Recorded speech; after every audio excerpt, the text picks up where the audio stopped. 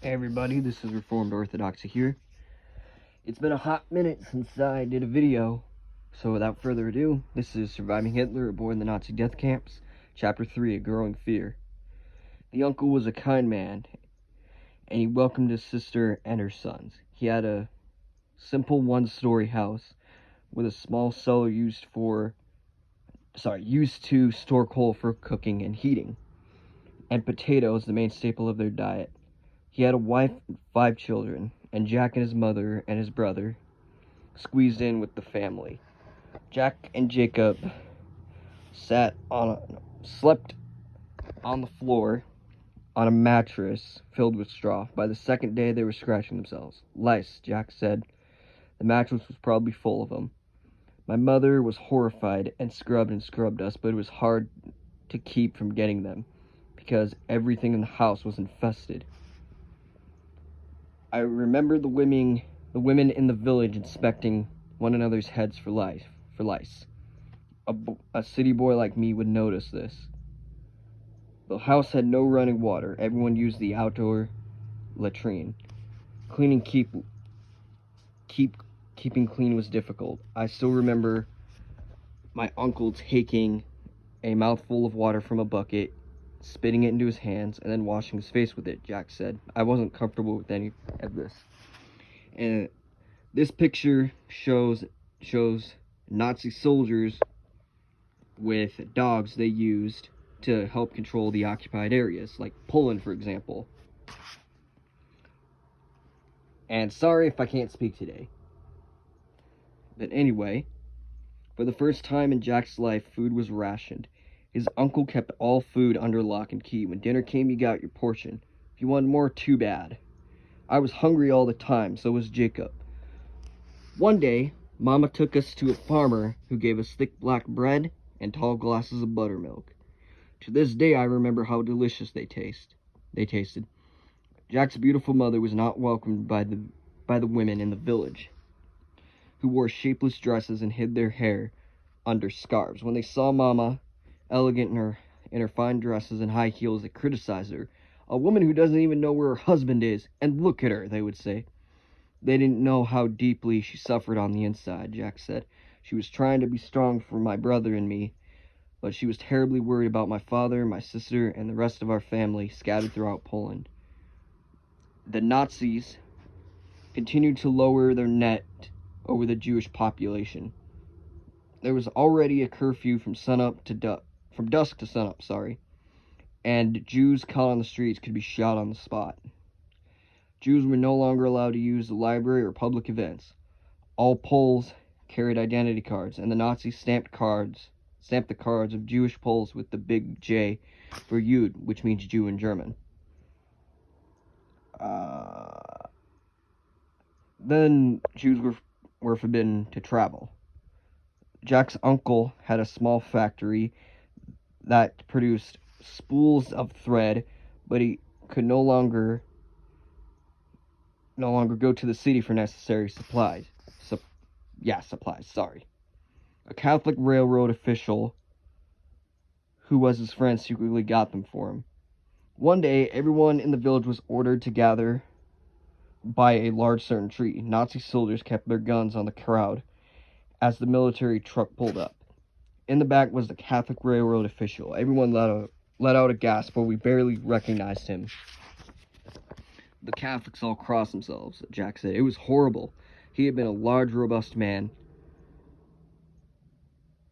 with a big handlebar mustache. We could tell he had been starved and tortured. The Nazis said he was guilty of helping the Polish resistance. Probably they were trying to get contact names from him, and for a long time my uncle was fearful that he would be arrested. Since this man was his friend and had helped him, we were forced to watch while they hanged him. His last words were, "Long live Poland." Everyone cried. It was the first time I saw somebody die, and I had nightmares about it for a long time. Each week in the town square, the Nazis posted a new edict against the Polish Jews, each more extreme than the last. It's hard to remember them. They were so many. For example, if you met a soldier on the sidewalk, you had to tip your hat and step off the sidewalk into the gutter until they passed, Jack said. The Nazis created these to make us feel we were second class. Jack quickly became an expert at avoiding soldiers. You disappeared if you saw them approaching. You didn't even want to pass one. If the soldier stopped you and questioned you, the best you could do was stand erect, take off your cap, and keep your head down. No eye contact, ever. Whatever you asked, you answered. With so many problems, Jack turned serious. I lost my fun-loving attitude about life, and I had to be the man in the family and look out for Mama and Papa. Adults try to protect us children, from what was happening. Though no fault in their mind, they failed us, Jack said. And this picture shows a Jew climbing into a truck during a forced labor roundup, and he's kicked by a German soldier to the light of his and he's kicked by a Nazi soldier to the delight of his other two. I can't speak. To the delight of his fellow soldiers. In January of 1940, a month after Jack arrived at his uncle's, the Nazis demanded the services of 300 adults every day to assist in their work projects, with just 900 Jews in the village. This meant every able-bodied adult male had to work. Since Jack was only 12, his name was not on the list. But there were some well-off people who didn't want to do the labor and were willing to pay someone else to take their place, Jack said. I jumped at the chance. I'd been helping out my uncle's factory, wanting to do my share. So I was learning what hard work was. This picture showed the Nazis using Jewish men as forced labor to aid their war effort. Okay. The first day, the forced labor crew's job was to remove heavy snow from a road. Because they had no snow removal equipment, this had to be done with shovels. The snow was 2 feet taller than Jack. As he worked alongside the men, no one questioned his age. They understood what he was doing. That night, exhausted but full of pride, he was able to hand his grateful mother the few coins he had been paid. From then on, 6 days a week, every minute of daylight, he worked as a substitute. His mother hoarded the little he earned, and after several months, she was able to rent a room for the three of them. She wanted to get Jacob and me cleaned up, said Jack. When we moved out of my uncle's house, he was supportive, and he and my mother remained close. Mama paid the rent and fed us by using my earnings and by selling her last pieces of jewelry. The small room had a bed, a stove, and 2 chairs. Every morning, Jack rose up at 5 a.m. and reported for work, never knowing where he would be assigned that day. It was always hard labor, digging cisterns, building roads, hauling bricks, crushing rocks. By using forced civilian labor to do these tasks, the Nazis could send more soldiers to the front. On our work details, the soldiers were strict with us. They would scream at us and even hit us. But I never saw them shoot anyone like they did in other places, Jack said. The war pushed on, and the Nazis won victory after victory. Soon, they occupied most of Europe. Jack turned 13 in April of 1940. By the time he turned 14 in 1941, he had been supporting his mother and brother with his daily labor for 2 years. He was always ready for hard work. His body got tougher and stronger, and he took pride in how much he could do. Sometimes he worked in a metal shop. For a while he worked in a factory. He never felt sorry for himself. I knew mother and brother needed me, and I accepted this responsibility. I never forgot my father saying he counted on me to take care of our family. Every night, he returned to the room to have dinner with Mama and Jacob. We ate whatever Mama could scrounge up, he said. Everyone in the village was hungry. People were running out of money to pay Jack as a substitute. He barely made enough to keep the family going. He worried about what would happen when he could no longer earn anything. Along with his mother, he worried about his father in the concentration camp and his sister Yeja, who was still staying with the aunt and uncle. Then the Nazis gave him a new worry. Sometimes they would block off the street and round up round up healthy Jewish workers, and send them deep into Germany as slave labor. No one heard from them again.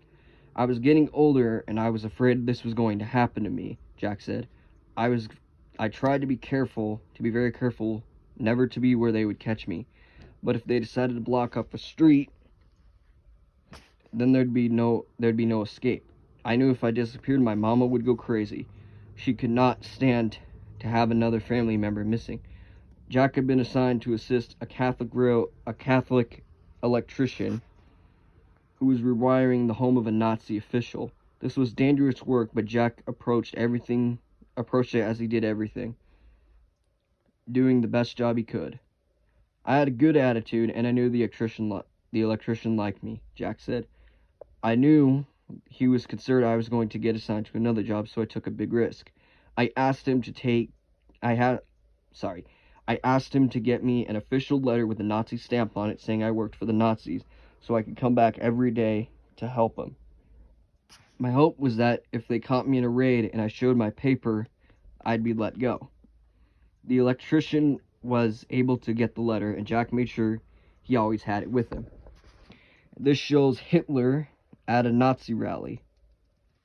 The caption reads, "Hitler was a charismatic leader who often enthralled audiences at huge rallies. Whatever they decided the rules of the game were, I made up my mind to play by them," Jack said. I just wanted all this to be over so that I could get back to the life I had known. I still believed the war would end soon, and my sister would return, and my papa would come for us. In June of 1941, Hitler invaded the Soviet Union. He also stepped up his war on the Jews. By the end of the year, one section of Jack's village was turned into a restricted living area for Jews. To make room for this ghetto, non-Jewish families were forced to move out of their homes, and 3 or 4 Jewish families were forced into each one. Jack, his mother, and brother were assigned to one room in a small house. This was not as bad as a city ghetto with barbed wire, but we were very crowded and had little food, Jack said. We did not know why the Nazis wanted us all together like that. They would find out soon enough.